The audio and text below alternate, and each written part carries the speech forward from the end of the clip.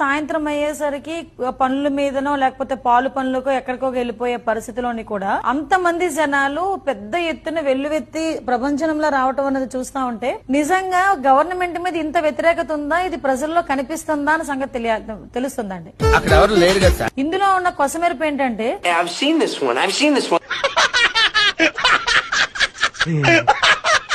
చంద్రబాబు నాయుడు గారిని చూడాలనుకుని రావటం, ఆయన చూడటానికి వచ్చే జనం కన్నా ఆయన చెప్పే వినడానికి వచ్చే జనమే చాలా ఎక్కువగా ఉంటారు అనుకుంటారు. కానీ ఇప్పుడు దానికి రివర్స్, ఆయన చూడటానికి కూడా జనం ఎగబడుతున్నారు. ఇసుకేస్తే రాలనంత జనం అక్కడ ఉండడం, at the same time response అండి.